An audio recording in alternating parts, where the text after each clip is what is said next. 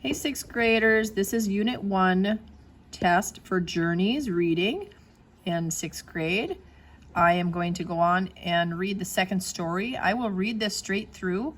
Don't forget to pause after each paragraph and annotate in the margins what's happening in that paragraph. You can put just one sentence or a couple words, whichever way works best for you. Here we go. On the Move with Freddy Adu by Marty Kamitsky. The crowd in RFK Stadium anxiously scans the sideline as Washington, D.C.'s United Soccer team takes on the Chicago Fire. Excited fans are looking for Freddy Adu. Where's Freddy? They call from their seats. Finally, 16-year-old Freddy Adu pulls up his warm-up suit. The crowd roars as Freddy jogs up and down the sideline, waiting to enter the game. The chants grow louder and louder. Freddy! Freddy! 2 minutes into his shift, Freddy breaks a move. The step over. His left foot comes over the top of the ball. Then the outside of the foot pushes it in the opposite direction. The Chicago Fire defender stumbles, giving Freddy just enough space to drill a shot wide of the goalkeeper. The crowd is on its feet, oohing and ahhing at the near miss. Freddy does not score this time, but it is plain for all to see there are many goals to come in the future of this American soccer phenomenon. At the age of 14, when most kids are starting 8th or 9th grade, Freddy signed the largest contract ever with Major League Soccer, the American Men's Professional League. A flood of stories about him immediately appeared in magazines and newspapers. It's pretty hard not to get caught up in all of it, Freddy admits, but my friends and family remind me of what is most important and keep me grounded.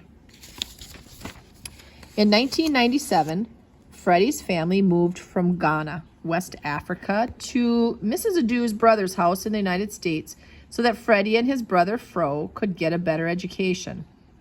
Freddy now lives with his mother and brother in Rockville, Maryland, not far from the home field of his team, DC United. Although most sports stars hire assistants to handle their household chores, Freddy's mom treats Freddy like any other 16-year-old. My mom makes me do chores, like the dishes, same as before, Freddy laments. I don't like it, but I do it. In Ghana, kids are constantly knocking on Freddy's door to ask him to play soccer. From age 2 on, Freddy played barefoot games on sandy fields. I did not go one day without soccer, Freddy recalls. There were no coaches, so it was just kicking and learning on your own. As he got older, Freddy began playing in games with boys twice his age and in scrimmages against men. Soon after arriving in America at the age of 8, Freddy was discovered by a schoolmate's dad, a youth soccer coach. Freddy joined the coach's all-star team. When Freddy was 10, the team traveled to an international tournament in Italy where Freddy scored 4 goals in 5 games and won the Most Valuable Player award.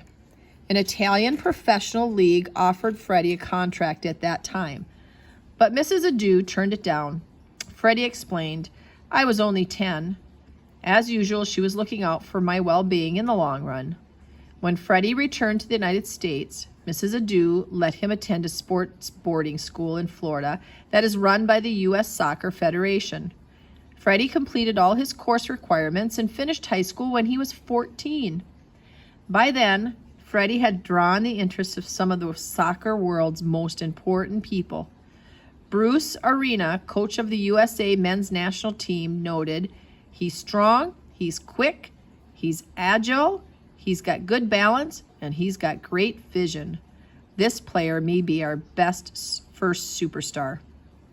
Although teams from around the world clamored for Freddy's attention, Freddy decided to play in the United States. He wanted to live as normal a teenage life as possible. "I like to do lots of things that other teenagers do," Freddy says.